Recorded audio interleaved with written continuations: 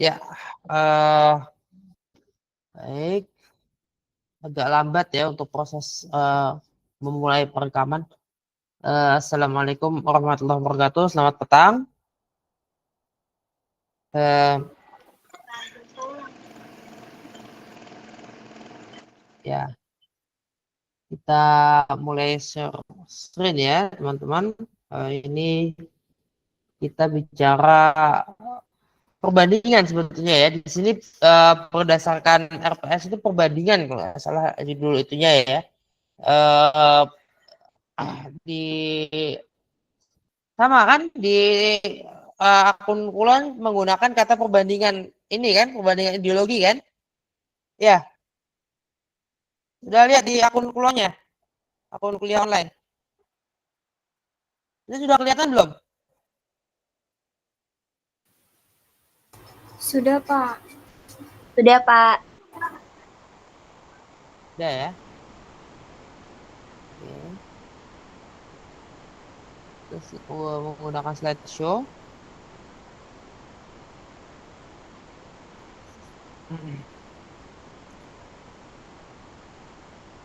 Jadi kalau untuk judul PPT barangkali ada perbedaan, tapi saya berupaya sedapat mungkin apa namanya judul perkuliahan atau topik ya yang diambil benar-benar sama. Kira-kira saya sengaja menggunakan judul di PPT itu agak berbeda sedikit, tapi mudah-mudahan masih sejalan ya dan tidak melawan dari tidak berlawanan tidak bertentangan dari apa yang sudah digariskan dalam RPS, karena RPS ini milik bersama, bukan milik satu dosen.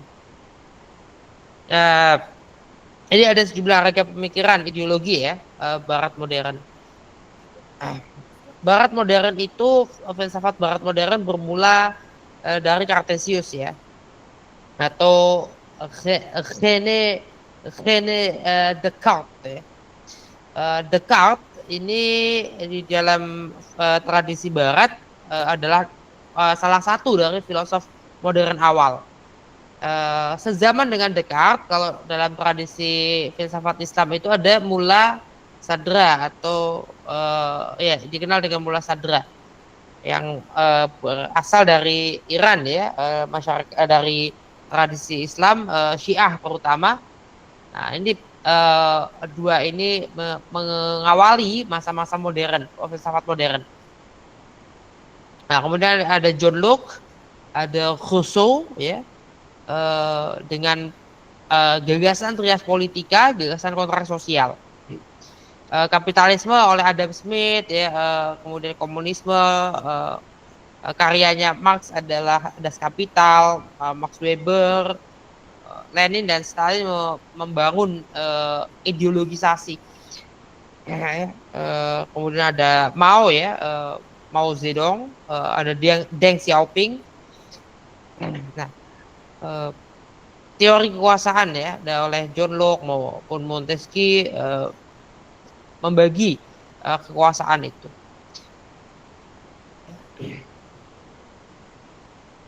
Nah, pembagian dan pemisahan berbeda. Kalau US itu pemisahan ya, pemisahan kekuasaan. Yang ada di Indonesia adalah pembagian kekuasaan. Kita ini pembagian, bukan pemisahan. Misalnya Malaysia kayaknya sepertinya pembagian ya, setahu saya. Kemudian Inggris itu pembagian, Belanda jelas pembagian ya. Rata-rata kalau itu parlementer pembagian. Tapi tidak semua yang pembagian itu berarti parlementer, atau misalnya tidak semua yang pemisahan itu berarti presidensil. Filipina itu sepertinya pembagian ya. Bagian kekuasaan juga sama kayak Indonesia, sama-sama presidensil. Barangkali ada, saya belum melihat secara keseluruhan ya, perlu diriset satu persatu yang mana yang pembagian dan yang mana yang pemisahan. Perbedaannya jelas, perbedaannya itu ada sejumlah tugas yang umumnya sebetulnya legislatif heavy ya, banyak di legislatif, tapi eksekutif punya hak untuk mengajukan atau punya hak untuk berinisiatif di situ.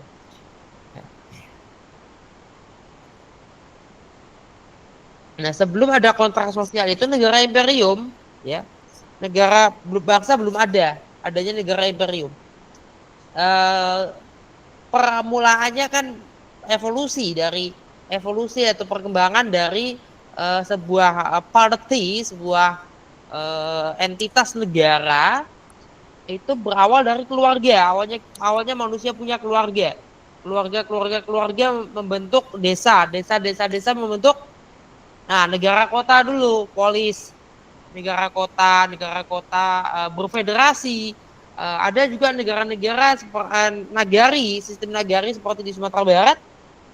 Itu nagari itu nggak jauh dari negara kota. Kemudian berfederasi, ya, berfederasi mendirikan kerajaan atau imperium.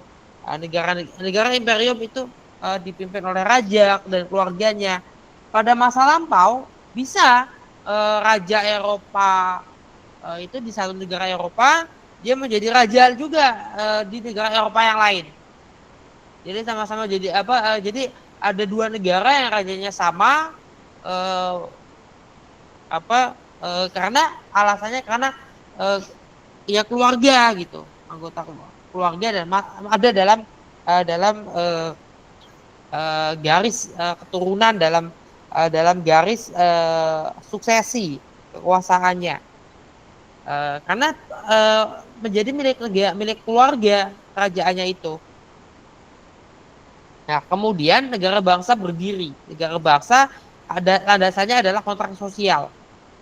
Negara modern landasannya kontrak sosial. Ada sejumlah gagasan ya. Nah, ide kebebasan ini menghasilkan ada kapitalisme, liberalisme. Jadi memang kalau kita bicara kebebasan, kita juga akan bicara pasar bebas. Kita juga akan bicara bebas untuk bersaing, bebas untuk bertarung, tarung bebas. Bertarung di sini bukan bertarung fisik ya, maksudnya bertarung di sini adalah bertarung gagasan, bertarung bisnis ya, usaha industrial ya. Nah, kolonialisme modern juga adalah kolonialisme kapitalis global. Ya, itu.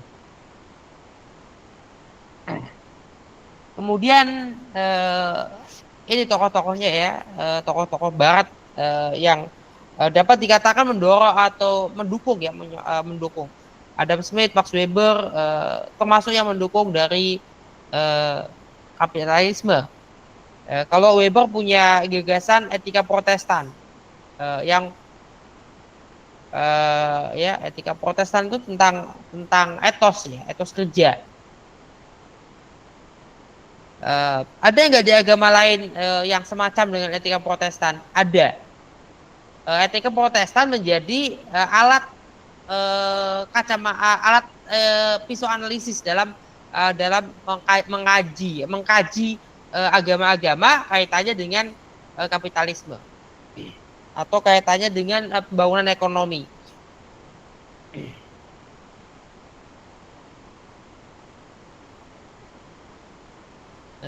Ya. Karena pandangan-pandangan bebas itu mulai ada para filosof Barat kan melihat situasi dan masyarakat saat itu ya, fenomena sosial saat itu ya, antara lain yang dalam sejarah itu ada inkuisisi. Di dunia Islam ada mihnat ya, sebetulnya sama, ada keserupaan di situ berkaitan dengan kebebasan beragama dan kebebasan penafsiran agama.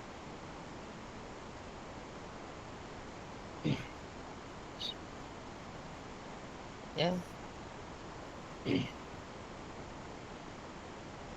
Nah, kebebasan beragama ini kemudian ya membawa pada gagasan sekularisme. Agama ditaruh di ruang privat. Kenapa?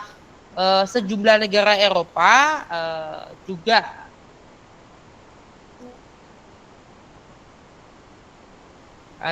misalnya sejumlah negara Eropa, sejumlah imperium Islam juga itu lebih karena untuk ini kekuasaan ya, untuk menyelenggarakan kekuasaan, untuk mempertahankan kekuasaan, takut untuk dijatuhkan, maka mereka punya otoritas agama yang tujuannya yang dilindungi oleh mereka, dan tujuannya adalah untuk mempertahankan, menjadi alat legitimasi. Ini kemudian bisa ada banyak korban.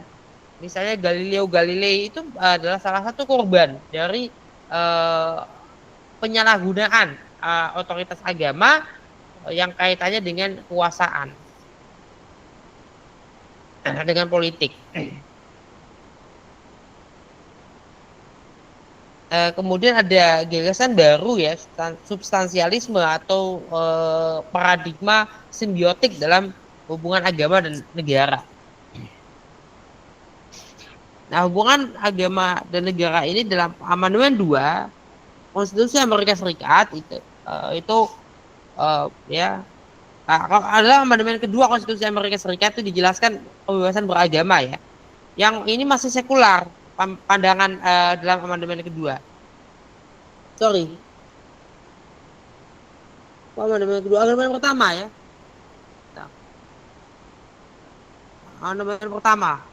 Amandemen pertama Konstitusi Amerika Serikat.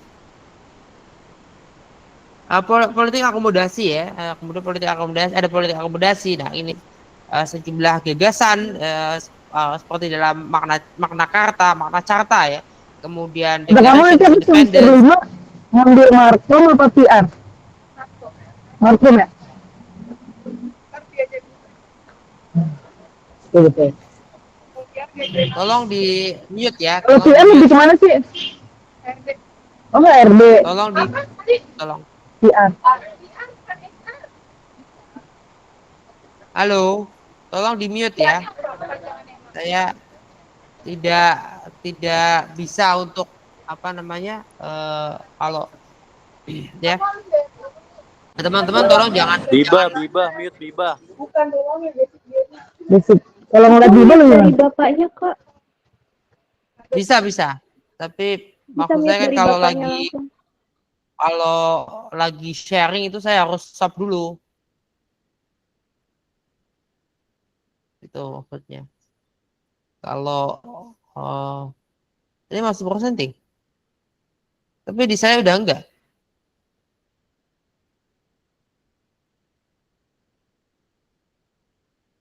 Ini sudah mute semua ya. Yuk, oke. Sudah, Pak.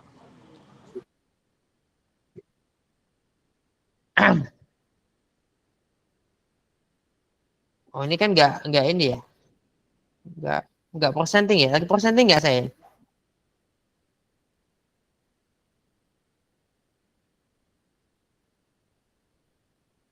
Jadinya terganggu untuk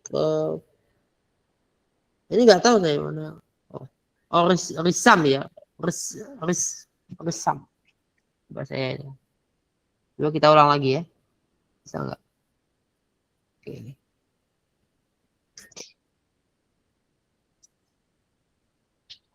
Marxisme ya, salah satu ya, sejumlah gagasan ya, ada sejumlah gagasan, ada kapitalisme, Marxisme ya. Jadi Soekarno tidak menolak demokrasi.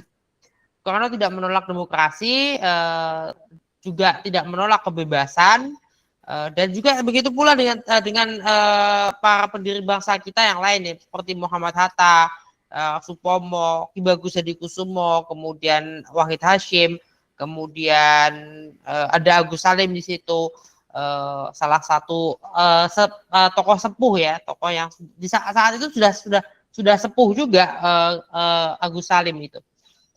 Ada Hamka dan lain-lain, itu para tokoh bangsa kita, ada Muhammad Yamin dan teman-teman lainnya yang merupakan tokoh-tokoh bangsa pada saat itu, para pendiri bangsa ya, baik yang di BPUPK maupun yang tidak tergabung dalam BPUPK.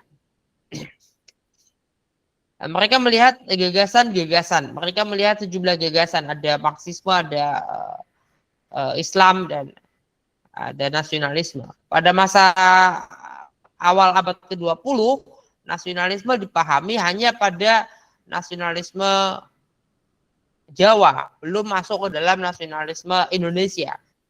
Jadi belum ada gagasan bangsa Indonesia, adanya gagasan bangsa Jawa.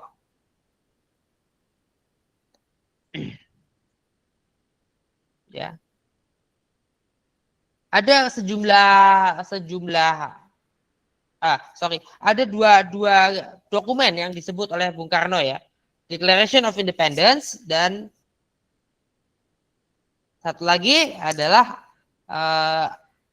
Manifesto Komunis. Ini disebut oleh Soekarno, Pancasila adalah sintesa dari dua ini, sintesa penyempurnaan pengembangan dari dua ini. Declaration of Independence dan Manifesto Komunis. Dua ini. Tapi perlu diingat dalam pidato 1 Juni, Soekarno menyebut bahwa urat tunggangnya, ya, tulang punggungnya, pokok gurunya, core of the values, ya, intinya adalah yang menjadi inti dari segala inti, menjadi soko gurunya, yang paling utama adalah ketuhanan. Ketuhanan menjadi kepala, ya, sekaligus menjadi landasan utama di situ dalam Pancasila. Tapi pembacaannya tidak salah dalam memahami ini. Pembacaannya adalah ada pembacaan yang menunjukkan keterkaitan antara 5 sila itu. Karena untuk membahas itu ada kaitannya dengan tadi adalah sebagai sintesa dan penyempurnaan dari Declaration of Independence dan dari Manifesto Komunis. Tujuannya apa sih komunisme? Masyarakat tanpa kelas. Itu tujuan. Masyarakat tanpa kelas kira-kira sebetulnya masyarakat yang setara. Masyarakat yang equal, masyarakat yang bisa solid secara sosial. Jadi ada komunalisme di situ. Ada komunalisme gotong royong di situ. Gotong royong itu apa? Gotong royong itu adalah ya barter, ekonomi barter. Menurut Kuncoro Ningrat, gotong royong adalah ekonomi barter. Jadi gagasannya adalah Indonesia itu menjadi negara kesejahteraan, menjadi negara yang ekonominya kooperatif, yang sosialisme dan juga religius, yang demokrasi sifatnya itu semi langsung. Jadi demokrasinya seperti apa? Partisipatoris, yang representatif. Demokrasi apa? Sama dengan yang digagas oleh tokoh-tokoh selanjutnya di Eropa, ada demokrasi deliberatif. Di situ fokusnya demokrasi deliberatif adalah pada setelah pemilu. Sudah pemilu nih apa? Parlemen yang dekat dengan rakyat. Bandingkan bangunan parlemen Inggris, bangunan parlemen Belanda, bangunan parlemen Jerman. Bandingkan dengan Capitol Building, the Capitol di Amerika Serikat. The Capitol itu gimana sih bangunannya? Gimana sih jarak dari jalan ke dalam? Ya, sayangnya parlemen kita ini bentuk bangunan penting loh. Bentuk bangunan itu dan tata ruang sekitarnya itu berkenaan dengan sistem kita gitu loh. Sistem demokrasinya kita tuh demokrasi yang seperti apa? Kalau bangunannya begitu, kira-kira sesuai nggak, sejalan nggak dengan model demokrasi kita? Jadi kita dekat dengan liberalisme, dekat, tapi kita mensintesakan itu dengan sosialisme. Jadi ada kontestasi ideologi era perang dingin itu, kita sudah sejak awal mengantisipasi itu. Itulah yang kemudian Bung Karno menyampaikan gagasan bebas aktif. Politik Indonesia, politik luar negeri Indonesia adalah bebas aktif. Oleh Dino Patijala ditambah bebas aktif kreatif. Jadi diplomasinya mulai soft. Dan mulai diplomasi Indonesia adalah diplomasi yang tangan di atas, bukan tangan di bawah. Aktif dan punya tujuan yang jelas. Tujuannya adalah adanya perdamaian abadi. Pancasila mengambil pengaruh dari sejumlah gagasan modern ya, dan juga gagasan ya ini demokrasi yang dipakai Indonesia itu ada sumbernya apa? Oleh Muhammad Hatta disebut sumber dari demokrasi kita, demokrasi Indonesia adalah sosialisme modern. Ya, gagasan ajaran tentang keadilan, kebenaran ilahi, divine justice ya. Dan persaudaraan universal brotherhood of mankind ya. Universal brotherhood of mankind. Kalau teks di Al-Qur'annya kan untuk saling mengenal, diciptakan berbangsa-bangsa, bersuku-suku adalah untuk saling mengenal. Bukan untuk gontok-gontokan, bukan untuk menyerang orang beragama lain ketika sedang beribadah, enggak gitu. Bukan untuk menghalang-halangi rumah ibadah. Dan juga bukan berlomba-lomba mendirikan rumah ibadah.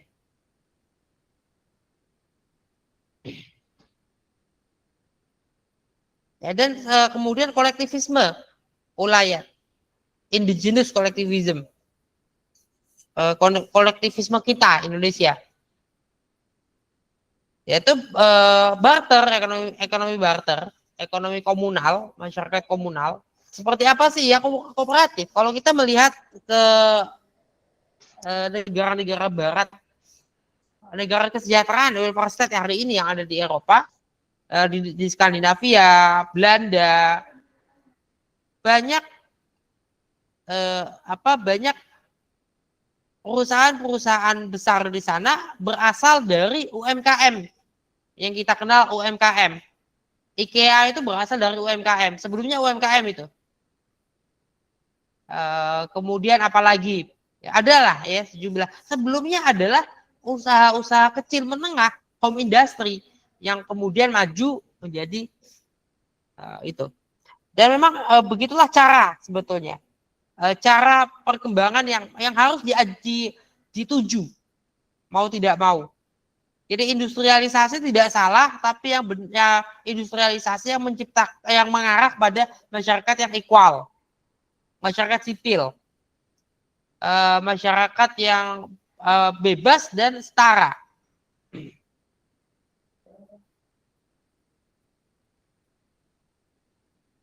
Kalau kita bicara teks Al-Quran ya seperti ini ya, mungkin bisa teman-teman mencari teks agama lain. Nanti kan kita akan mencapai di RPS ada ya berkaitan dengan agama-agama ya. Ketika berkaitan dengan agama-agama, saya berharap teman-teman bisa mencari di teks kitabnya masing-masing berkaitan dengan kelima sila itu.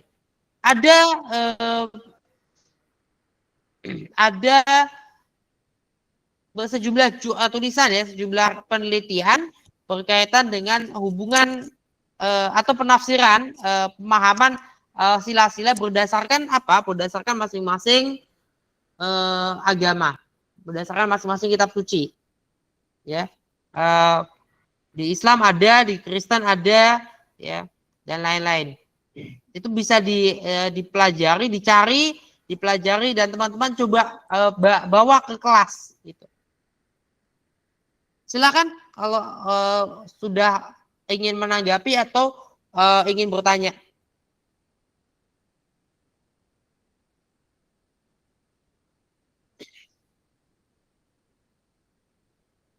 Silakan.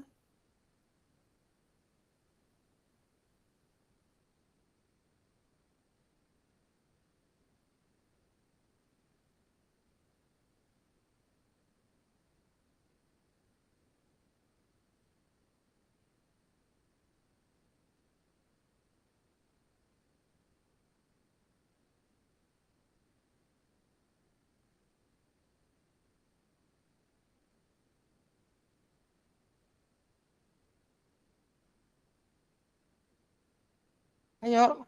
Halo.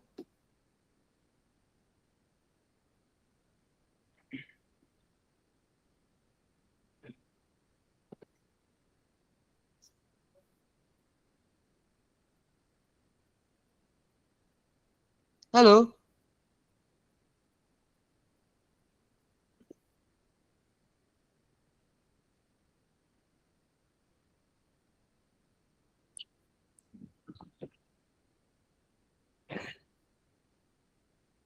Ayo, ada yang mau bicara?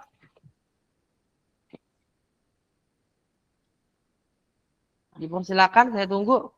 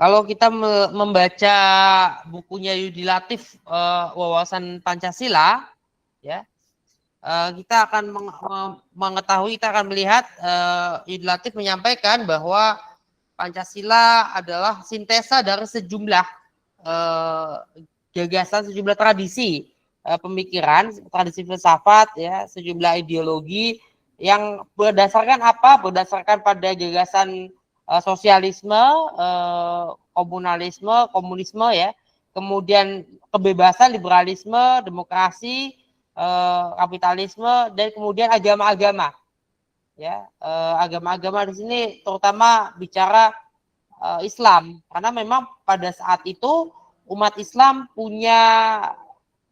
masih punya tradisi atau masih punya pandangan terkait dengan sebuah Islamic Party, sebuah tata negara Islam yang itu baru belakangan tata negara Islam itu digugat, ya, digugat, baru belakangan digugat. Karena apa?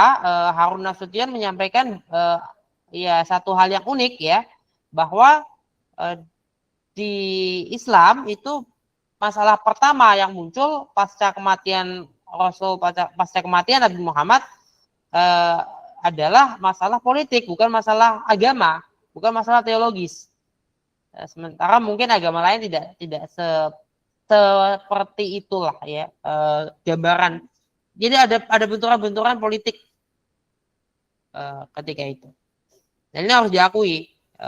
Kita sebagai akademisi harus mengakui bahwa ternyata setelah Nabi Muhammad meninggal dunia, yang ada paling awal adalah masalahnya adalah politik dulu. Dari adanya masalah politik ini kemudian berlanjut sampai hari ini, ada benturan-benturan yang pada dasarnya hanya masalah politik, ya. Termasuk gagasan tata negara Islam. Tata negara Islam itu seperti apa? Apa memang ada atau hanya sebuah penafsiran saja, pemahaman yang bisa berubah. Pemahaman agama kan berubah, ya. Agama-agama, umat beragama masing-masing, para sarjananya, cendekiawannya berubah dalam arti berkembang, ada perkembangan pemahaman. Itu bukan distorsi, enggak, tapi perkembangan gitu.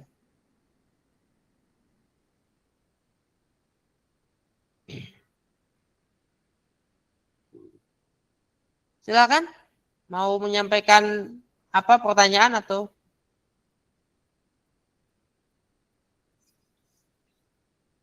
halo?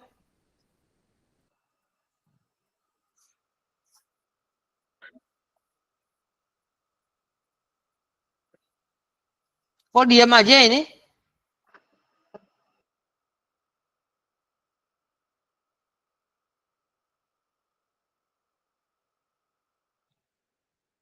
Bapak izin bertanya.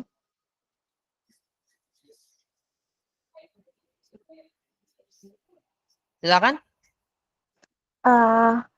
Gimana caranya biar nilai-nilai Pancasila, gimana caranya biar nilai-nilai Pancasila itu tetap relevan di generasi muda yang kebanyakan tuh kan terpapar sama budaya global ya Pak. Nah itu gimana caranya biar nilai-nilai Pancasila tuh tetap relevan? Kita melihat budaya yang baru datang ya.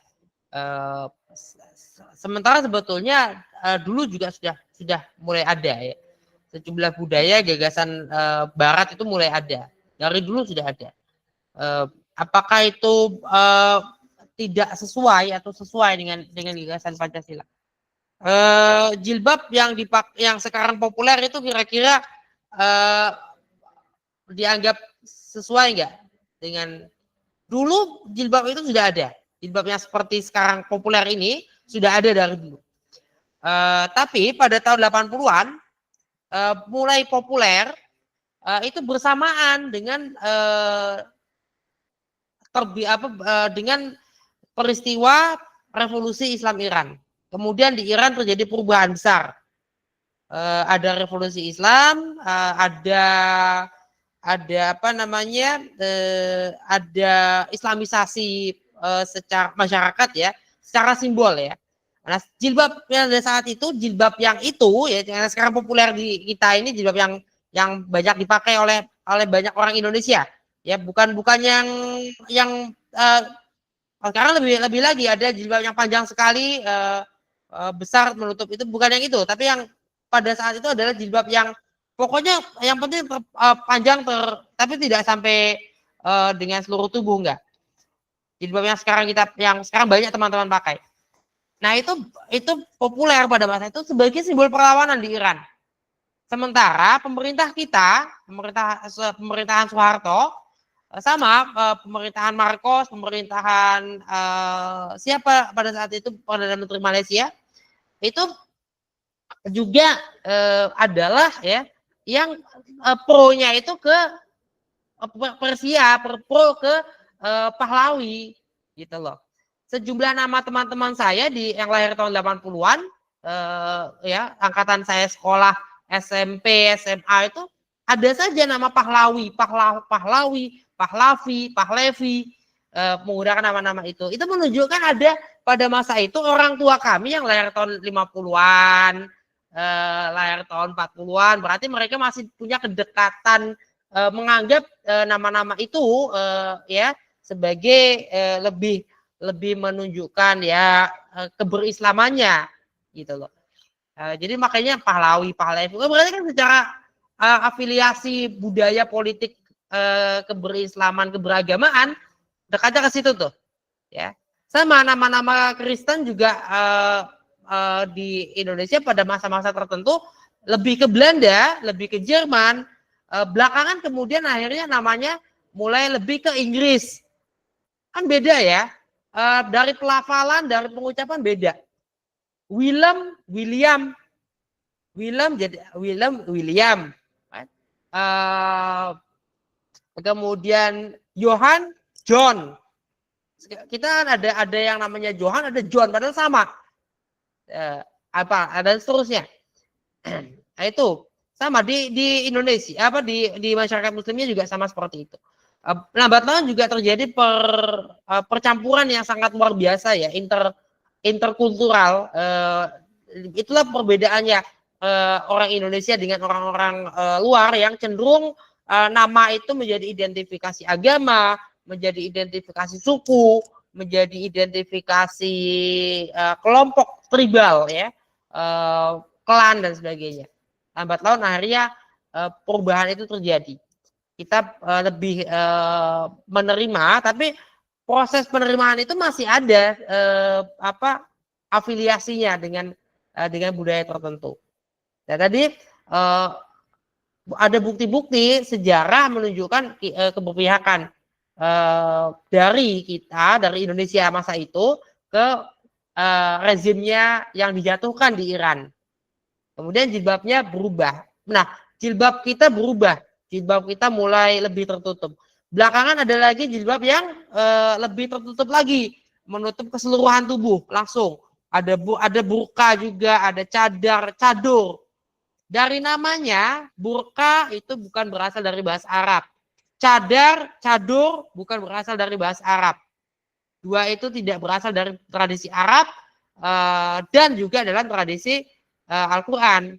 Akan tetapi ada sejumlah ulama yang mengatakan ya seperti itulah berjilbab. Nah, ini kemudian menjadi perdebatan yang akan panjang dan kita nggak sempat dengan waktu ini. Nah, begitu pula dengan budaya Barat, pakaian Barat yang makin terbuka, ya sama. Ada perdebatan perempuan itu berpakaian harusnya seperti apa? Ya sebetulnya kan berpakaian senyamannya dong sebagai perempuan, bukan berpakaian tidak nyaman, bukan berpakaian untuk menjaga matanya laki-laki, ya untuk memuaskan matanya laki-laki, nggak bisa. Laki-laki punya punya kontrol terhadap diri sendiri. Laki-laki harus mengontrol dirinya sendiri. Bukan dibantu oleh perempuan dalam mengontrol diri, tapi perempuan juga punya hak untuk dan hak dan kewajiban untuk melaksanakan apa yang dalam salah satu kajian hak asasi manusia itu hak persepsi identitas. Hak persepsi identitas. Ini loh Islam Indonesia yang saya pahami. Ini loh Kristen Indonesia yang saya pahami. Kalau dia Kristen Indonesia dia harus seperti apa? Kalau dia Islam Indonesia dia harus seperti apa? Kalau dia Hindu Indonesia harus seperti apa? Dan seterusnya. Dan ini kan ada harusnya. Harus itu di dalam keyakinan kita sendiri atau orang lain yang memberikan keharusan? Yang ngasih keharusan siapa? Dari internal kita atau dari eksternal? Ayo. Halo. Dari mana yang memberikan keharusan? Yang mengharuskan itu siapa? Kita punya hak persepsi identitas. Saya Muslim, saya Indonesia, saya harus seperti ini. Misalnya berpakaiannya, misalnya berbahasanya, ya. Halo. Nah, yang memberikan keyakinan itu siapa? Yang menjadikan saya harusnya itu harus dalam konteks apa? Privat atau publik?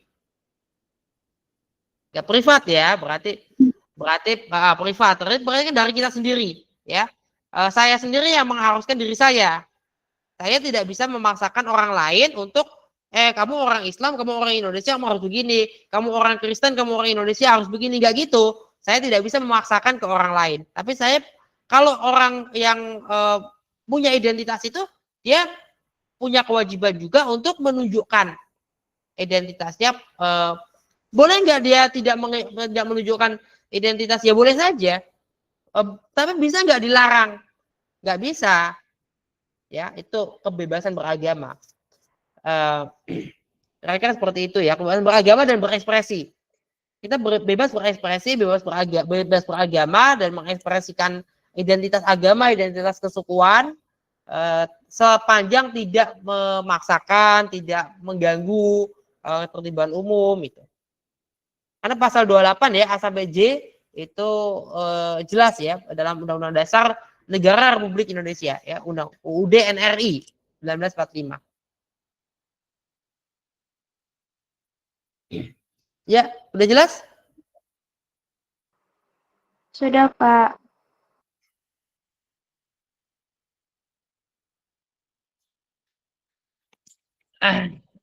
Ada yang lain? Kalau kita bicara tadi keadilan ilahi, keadilan Tuhan ya. Divine justice. Ada yang punya pandangan ya tentang divine justice dalam agamanya? Coba yang bukan Islam.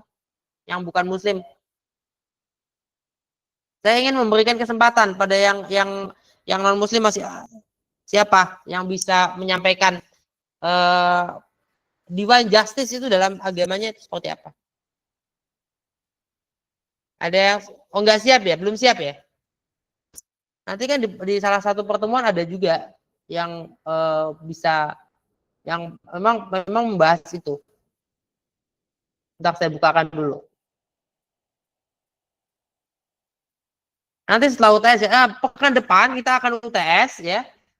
Teman-teman saya harap dilihat kewajibannya, kewajiban sebelum UTS harus apa, kewajiban-kewajibannya dipenuhi dulu, kewajiban-kewajiban yang berkaitan dengan syarat persyaratan mengikuti UTS ya, ujian tengah semester. Kemudian ujian tengah semester itu kita akan menggunakan pengawasan dari dosen mengawasi melalui Google Meet ya. Jadi pada saat itu dilaksanakannya, bukan mengerjakan sendiri-sendiri, bukan mengerjakan sendiri-sendiri. Maksudnya sendiri-sendiri di ada yang kerjanya pagi, ada yang siang, ada yang sore, ada yang malam, nanti ada yang besok pagi, ya nggak bisa. Tapi pada saat ditentukan waktunya, dibuka soalnya, dikerjakan dalam pengawasan melalui media Google Meeting ini.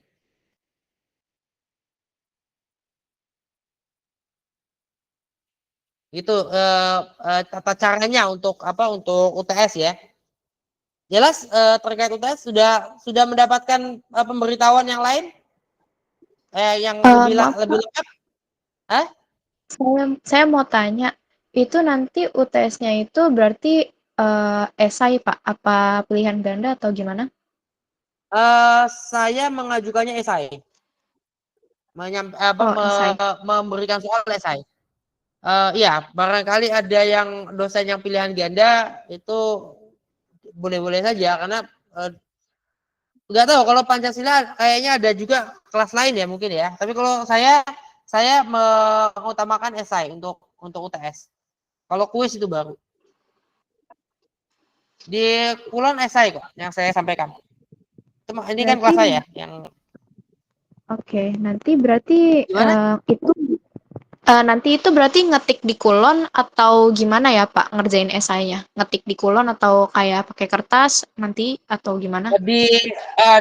Diunggah aja. Diunggah. Oke, baik. Terima kasih Pak. Word atau kalau bagusnya PDF ya supaya tidak mudah dikopas oleh temannya. Kalau PDF kan agak susah ya untuk dikopas. Supaya tidak mudah dikopas. Kayaknya nggak mungkin juga sih kopas ya. Karena waktunya kan juga terbatas.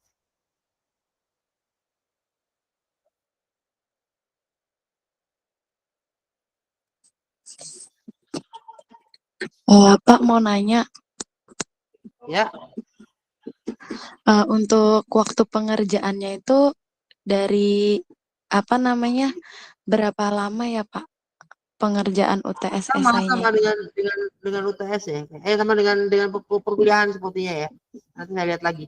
Ada di Kulon di ininya waktunya, catatan waktu itu.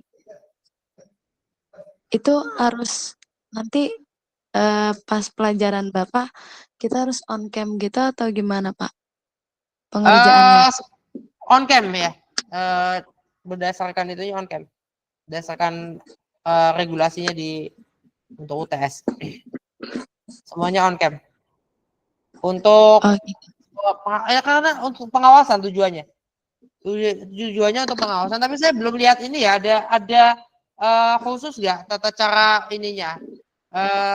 Seperti terpisah, device terpisah, mengerjakannya di satu device yang sama dengan Gmeet-nya atau boleh di device yang sama karena setahu saya bisa sih ada teman saya tuh tapi dia sekolah di anak SMA, dia guru, dia mengawasi ujian SMA, ujian semesteran ya, itu mereka mengerjakannya, siswanya mengerjakan di device yang sama, satu device, jadi tidak dual device. Cuma saya saya kira saya bisa aja menggunakannya, cuman belum tahu itu diperbolehkan atau enggak, karena sejumlah ujian tidak membolehkan satu device, harus dua.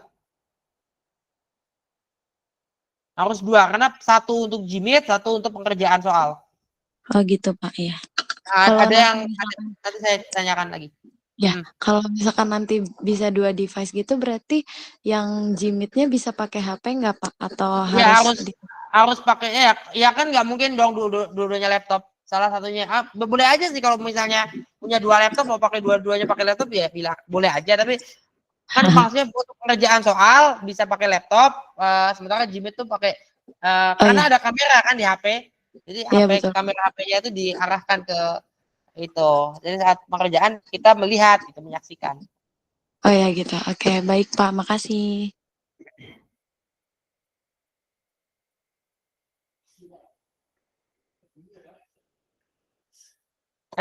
Kita sampai jam 8 ya.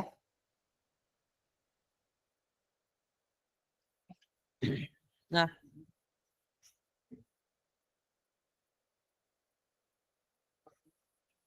Maaf Pak, mau tanya lagi. Untuk kisi-kisinya ada nggak Pak? Atau kita belajar dari modul aja? sama seperti yang sudah disampaikan maksudnya materi-materinya sama. Itu kan ada 5 soal ya. 5 soal itu sudah mewakili 7 pertemuan ini. 7 ya? 7 benar? 7 kan? 7 pertemuan ini semua sudah terwakili oleh 5 soal. Oh gitu Pak. Ya, makasih Pak.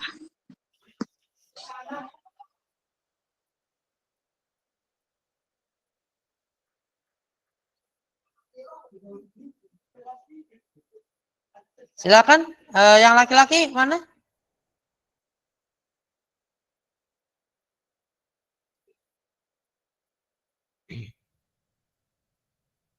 Yang laki-laki mau bicara?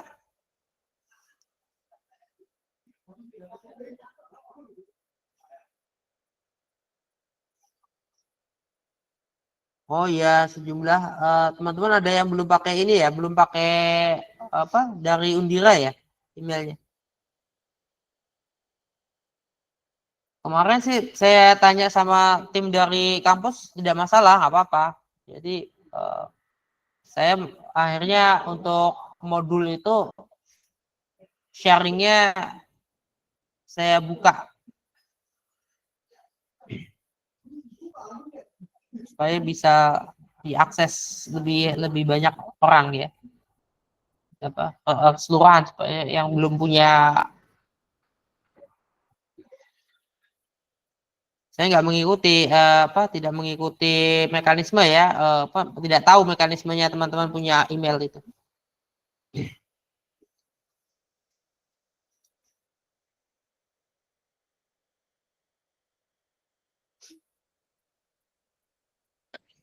Jadi ideologi punya makna negatif ya sebelumnya ya. Dan saya kira semakin kesini juga ada perubahan lagi, maknanya jadi negatif lagi. Pada saat Marx membahas ideologi, Marx melihatnya secara negatif. Itu kan ideologi itu awalnya dibahas semasa revolusi Prancis, di mana ideologi itu berkaitan dengan yaitu kegiatan-kegiatan revolusioner, kegiatan-kegiatan yang kemudian kegiatan revolusioner itu ya demo-demo ya, kemudian membuat kerusuhan, revolt itu kan sebetulnya berontak ya, revolt ya, revolusi itu ya pemberontakan, rebel. Jadi kalau kita anggap gerakan pembebasan, sebuah gerakan pembebasan ya sebetulnya ya sebuah pemberontakan. Kita berontak melawan apa? Nah, kalau itu melawan ketidakadilan, itu kan hak kita untuk melawan ketidakadilan. Nah, sesuai dengan hukum alamnya ya, hukum alamnya bahwa sejarah ditulis oleh pemenang. Yang menang dia yang pegang sejarah. Dia yang akan menguasai dokumen-dokumen artefak-artefak, akan menguasai runtuhan-runtuhan, menguasai orang-orang yang kalah, sehingga narasi yang dibangun adalah narasinya pemenang. Kita merdeka, maka Indonesia merdeka, kita punya narasi tentang kemerdekaan Indonesia. Apakah Belanda tidak punya narasi? Belanda masih punya narasi tentang Indonesia. Dan hebatnya Belanda membuat narasi mereka itu tidak diberikan kepada anak sekolah. Jadi anak sekolah di Belanda itu nggak mengetahui narasinya Belanda itu kayak gimana. Nggak mengetahui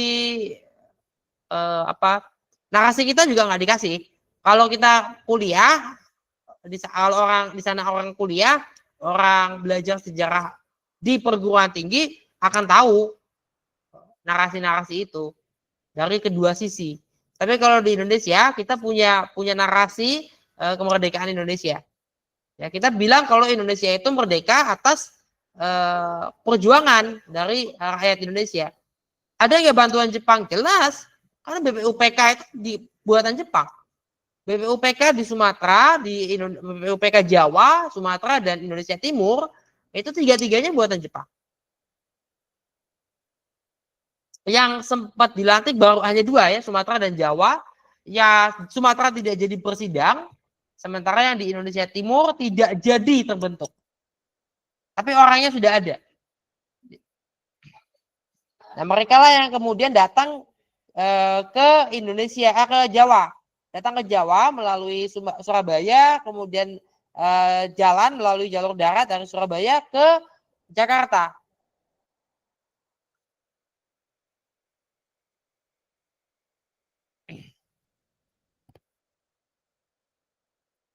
Jadi kisah ya kenapa 7 kata itu dihapuskan itu ada di dalam proses itu, dalam proses bertemunya 3 BPUPK. 3 BPUPK bertemu dalam sidang PPKI. Pertemuan itu yang kemudian menghasilkan kita sepakat 7 kata dihapuskan. Kita tidak mengenal dualisme hukum, tapi bukan berarti kemudian kita tidak menerima pluralisme hukum. Ada namanya pluralisme hukum, beda dengan dualisme. Kalau dualisme hukum dia membelah, masyarakatnya terbelah, divided. Tapi kalau pluralisme hukum itu pengakuan, rekognisi. Landasannya rekognisi.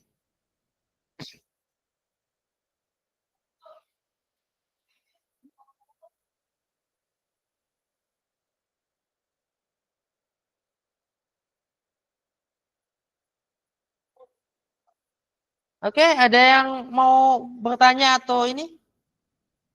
Masih terkait ideologi ya, sejumlah ideologi banyak ya. Ideologi yang pada saat itu kan komunisme, sosialisme, kemudian kapitalisme, liberalisme ya.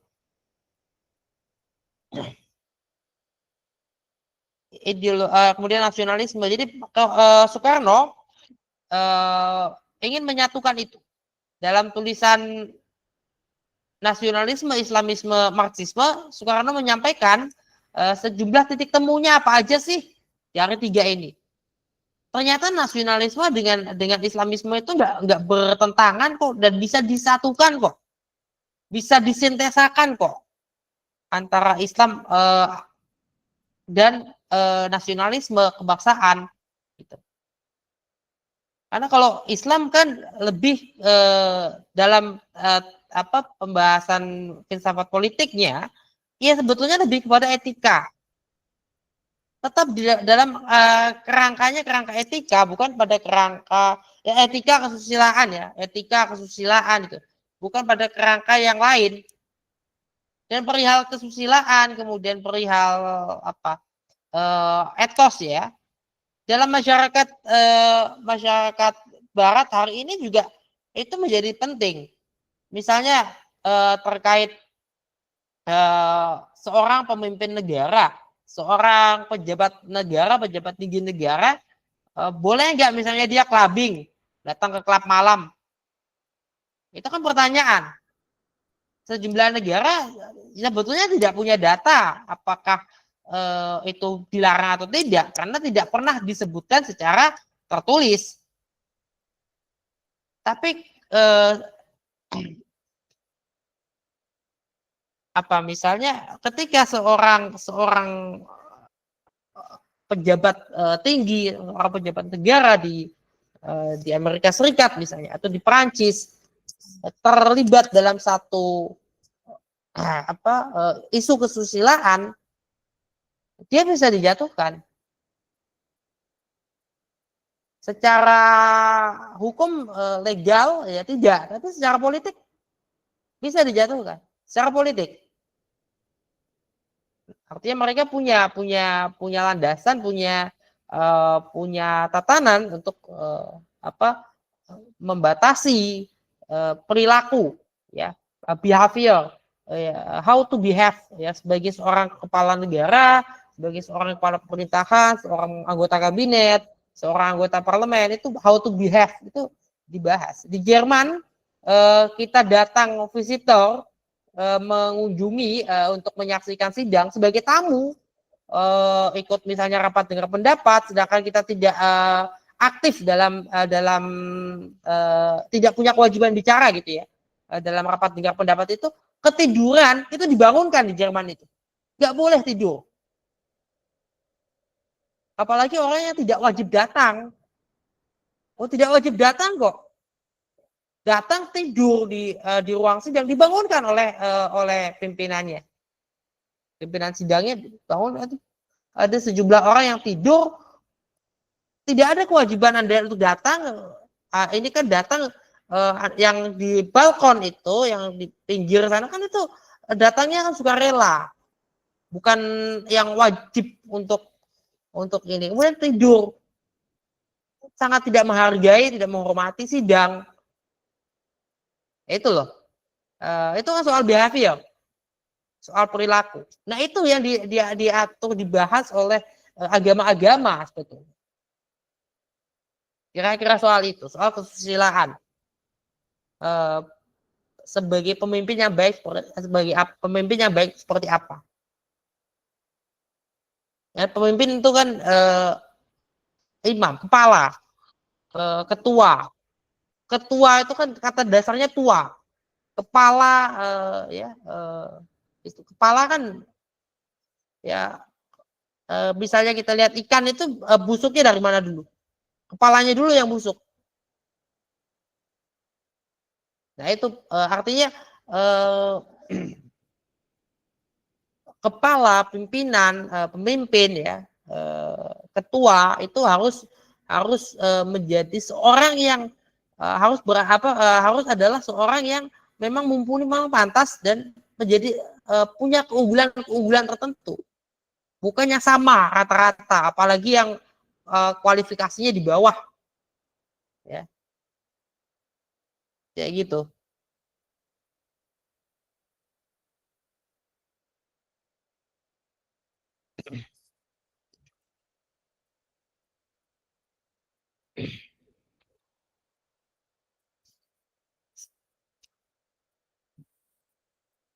Ada pertanyaan atau ini?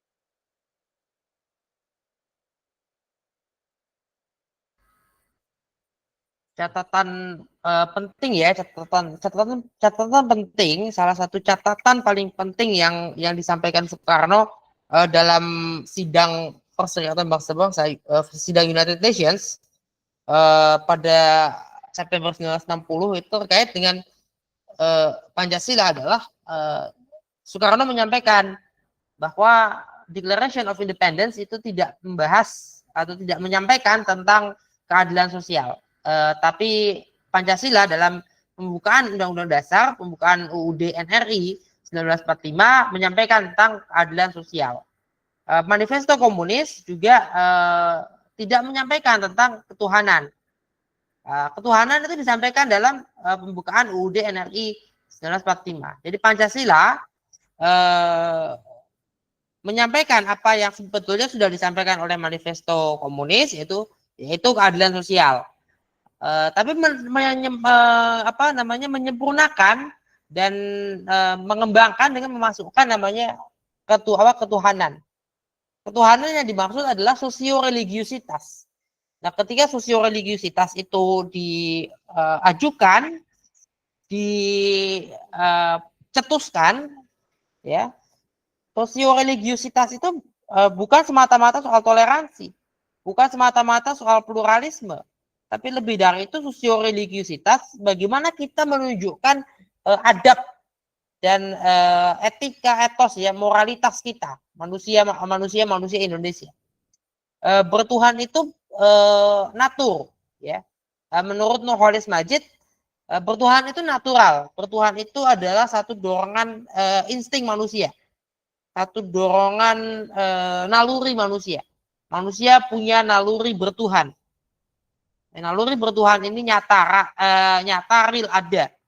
Yang oleh Lenin itu dianggap tidak ada oleh Lenin yang membawa itu menjadi satu yang membawa komunisme jadinya lebih seolah-olah sangat anti Tuhan. Sebetulnya tidak begitu. Komunisme tidak begitu anti Tuhan. Komunisme itu banyak mengkritisi adalah para otoritas agama, mengkritisi otoritas agama, menganggap otoritas agama bagian dari birokrasi atau dari kekuasaan kapitalis yang menindas, sehingga agama menjadi alat penindas. Agama menjadi candu. Apa itu candu? Apa itu opium? Ya, ini adalah obat bius. Jadi agama dipakai untuk membius saja. Itu dilakukan oleh orang-orang tertentu ya. Jangan dikira hanya di Amerika Serikat pada abad 19. Kira-kira abad sebelumnya loh. Itu sudah dilakukan di wilayah Turki Utsmani. Itu abad sebelumnya. Bukti bahwa itu ada terjadi di abad sebelumnya. Napoleon Bonaparte datang. Napoleon Bonaparte kan datang itu ke Mesir, menyerang Mesir, mengkooptasi Mesir, invasi Napoleon ke Mesir itu kan terjadi sebelum perang saudaranya Amerika Serikat. Amerika Serikat belum perang saudara loh. Masih awal-awal loh. Pada saat itu. Nah, Napoleon datang ke Mesir, invasi, dan ketika invasi itu kondisinya memang kira-kira tidak jauh berbeda dengan apa yang terjadi, apa yang masyarakatnya tidak jauh berbeda dengan masyarakat yang ditemukan di Amerika Utara hari itu.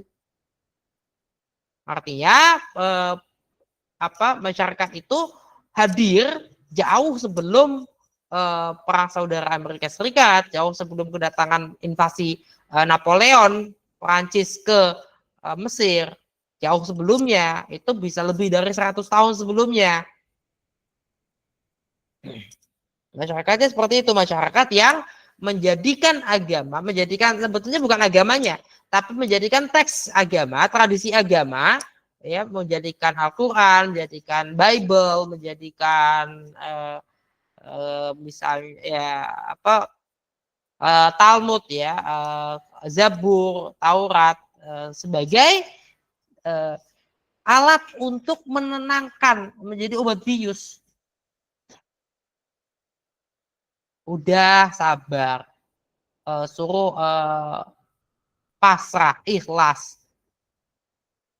Padahal tidak semestinya ikhlas dalam hal itu ya, dalam konteks-konteks yang tadi mereka mengajarkan ikhlas, mengajarkan pasrah, mengajarkan menerima, mengajarkan mengikuti para pemimpin. Ikutilah para pemimpin, ikutilah para tuan ya, tuan-tuan yang ada di bumi gitu. Padahal para tuan yang dimaksud perilakunya sesuai nggak dengan perilaku yang diinginkan oleh Tuhan? Perilakunya sesuai nggak dengan yang diinginkan oleh Tuhan? Enggak, banyak yang tidak seperti itu. Tapi mereka perilakunya tidak sesuai dengan yang diinginkan Tuhan, tapi mereka berkoar-koar ke orang-orang yang di bawahnya, mengatakan bahwa mereka harus mengikuti sang pemimpin itu. Itu terjadi. Nah, Pancasila menjawab persoalan itu. Pancasila menjawab persoalan itu dengan gagasan sosio-religiusitas. Yang saat ini memang kita akui sosio-religiusitas demikian hidup justru di negara-negara seperti New Zealand, ya, Selandia Baru ya. Kemudian Australia kayaknya hidup ya di situ, kemudian ya sejumlah negara lain. Nah, Skandinavia mungkin cukup, saya nggak tahu ya, nggak cukup paham tentang negara-negara di Skandinavia, Norway, Sweden,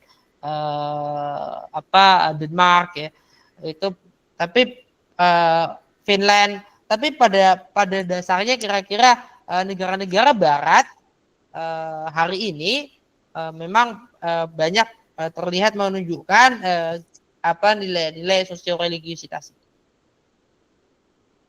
Sosio-religiusitas juga ketika di Jepang misalnya, orang Jepang itu sangat amanah ya, sangat menjaga reputasi mereka, menjaga apa yang dititipkan ya, tugas dan tanggung jawabnya.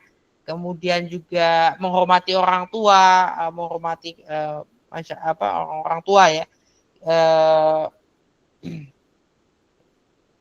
apalagi banyak hal, mengutamakan juga pendidikan dan sebagainya.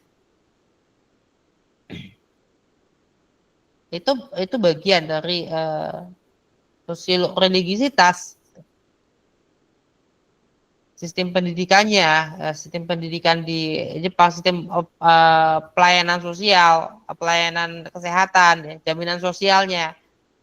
Belanda kan punya jaminan sosial yang kuat ya. Austria punya jaminan sosial yang kuat, dan jaminan sosial yang kuat itu bisa ada karena ya masyarakatnya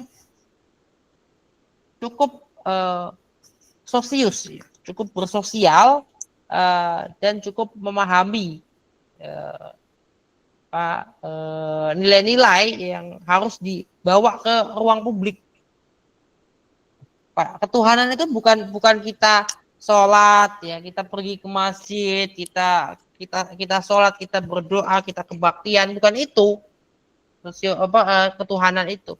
Ketuhanan itu kita ada orang yang membutuhkan kita tolong, kemudian ketuhanan itu ketika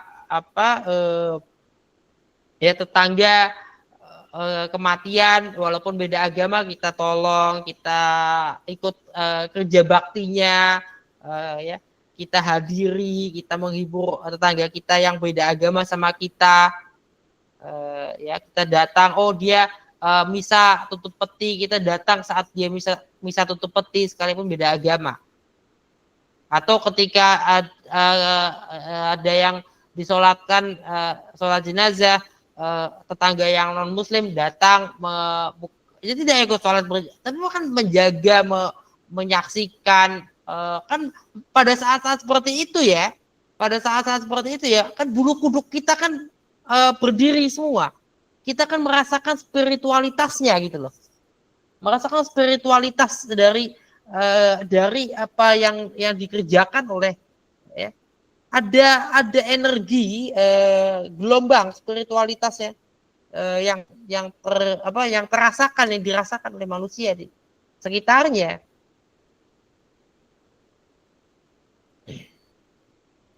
Sebetulnya itu. Jadi kalau ada orang yang ketika mendengar seruan-seruan atau mendengar doa-doa, mendengar lantunan-lantunan dari agama berbeda, melihat ibadahnya agama berbeda, kemudian dia sikapnya adalah ignorant, ya berarti dia bermasalah dalam spiritualitasnya, bermasalah dalam keberimanannya, bermasalah dengan mentalitasnya.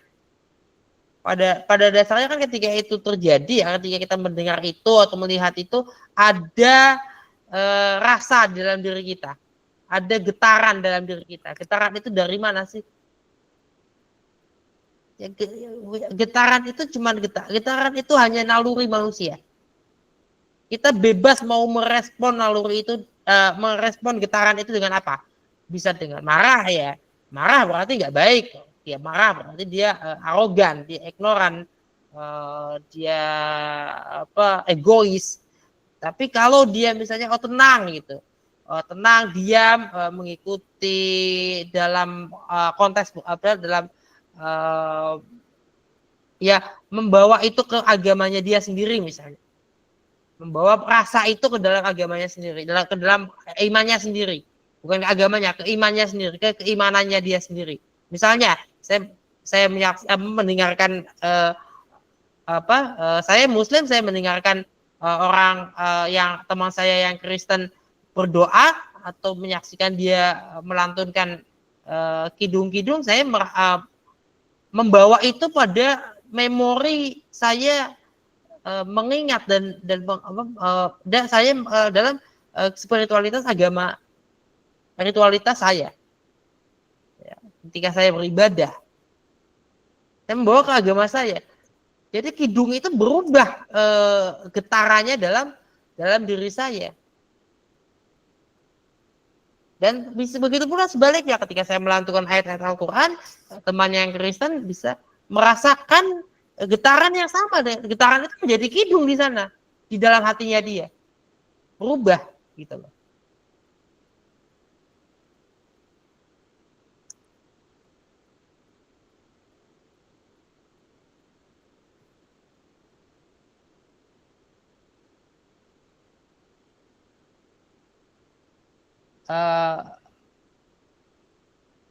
Itu ya. Jadi kekuatan dari Pancasila memang adalah pada urat tunggangnya tadi, ketuhanan itu. Ya, ketuhanan yang dipahami sebagai sosio-religiusitas tadi. Karena adanya sosio-religiusitas itulah ketika terjadi aksi terorisme di Christchurch, New Zealand, masyarakatnya kan sangat kuat. Ya. Bisa dilihat bagaimana masyarakat New Zealand Jumat sesudahnya kan mengadakan sholat Jumat di lapangan dekat itu ya, lapangan yang ruang tengah lapangan yang letaknya di tengah ya, di tengah antara dua masjid itu, jaraknya tidak jauh dari kedua masjid. Nah, di situ kan orang-orang berkumpul semua dari berbagai agama, berbagai etnisitas, berbagai kelompok etnoreligius, kelompok masyarakat lah yang ada, masyarakat sipil yang ada. Dan di Australia juga di kampungnya, di kampung halamannya, neighborhood, tempat asalnya si teroris yang terdakwa itu, teroris yang pelaku itu kan juga di sana itu ada sampai dibentangkan banyak-banyak ya, tulisan-tulisan, tanda-tanda marka ya. Kalimatnya, dia tidak mewakili kami. Dia siapa? Oh, dia itu yang menembaki orang-orang di masjid. Dia tidak mewakili kami, nggak mau. Itu kekuatan itu dari mana? Itulah sosial religiusitas tuh kayak gitu. Nggak melihat oh agamanya beda, biarin aja. Nggak gitu. Gitu loh. Jadilah manusia.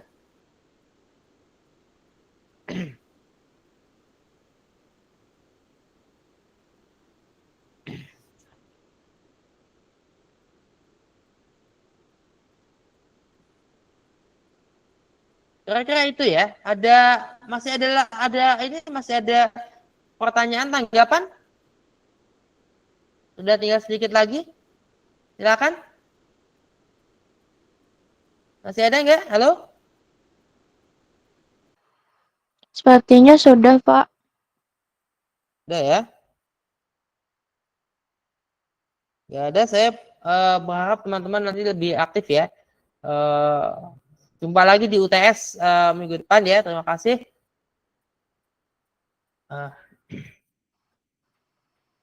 Kita stop dulu rekamannya.